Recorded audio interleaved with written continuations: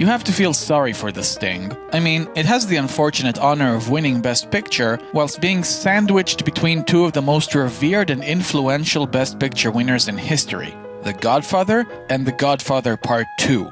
Spoiler alert for next week, by the way. As a result, The Sting feels like one of the more overlooked Best Picture winners, and while it doesn't compare to its predecessor or successor, it's still a wonderful and enjoyable film in my opinion, one that you'd be sorry to miss out on. The Sting was directed by George Roy Hill, and it stars Robert Redford and Paul Newman. These three individuals were the same men responsible for giving us Butch Cassidy and the Sundance Kid, one of the best westerns of the 60s. The film is set during the Great Depression, and it tells the story of a con man named Johnny Hooker, played by Robert Redford. After unknowingly stealing a large stash of cash from a ruthless Irish crime boss, his partner ends up getting killed and he's forced to flee the scene. With vengeance on his mind, Hooker seeks out another hustler named Henry Gondorff, played by Paul Newman, who has a history of playing hustlers on the big screen. The rest of the film sees the two men assemble their team and carry out their big con.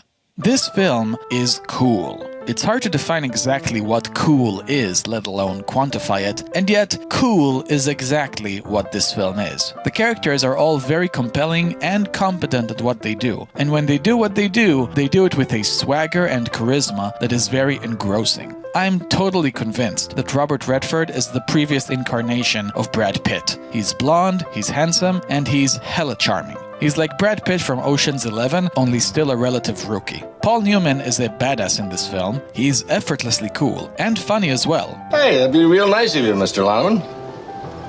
Lonergan.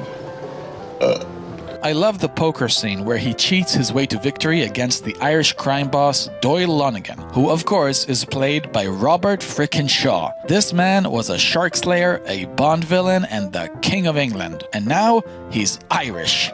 Damn, this man can do no wrong. Although, I gotta admit that in this film he's a bit too gullible, but it's a minor nitpick. Robert Shaw is still awesome.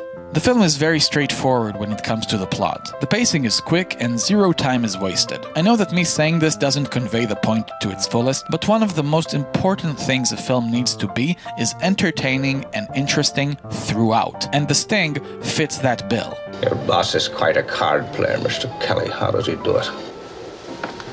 He cheats. The script is sharp and witty, fitting of the time period the film is set in. I love the verbal sparring between the characters. It's so obvious that they just want to punch each other in the face, but a cleverly worded jab does the trick just as much. Not only are you a cheat, you're a gutless cheat as well. Honestly, I don't have many bad things to say about the film. I guess the least good thing about it are the relatively dull visuals. The film certainly looks its age, unlike The Godfather, which looks great even today. And the big con itself is quite elaborate and slightly convoluted. There are so many moving parts, and at some points I found myself thinking, yeah, this is a bit over the top. Couple that with Lonergan's aforementioned gullibility, and let's just say that you really need to suspend your disbelief for the final 10 minutes or so of the film. But regardless, the big con was still really fun to watch, and that's my big takeaway of the film. It's just a good time. I certainly enjoyed it, and I'm sure you will too.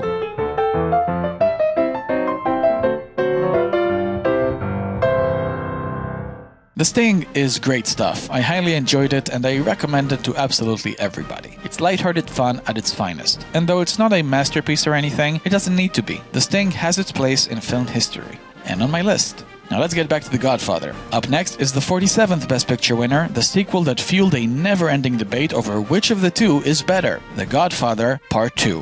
What a film it is, can't wait to talk about it. Check back again for the next video of DB Reviews Oscar Madness Marathon and subscribe to my channel so you won't miss a thing. Thank you all very much and let the journey continue.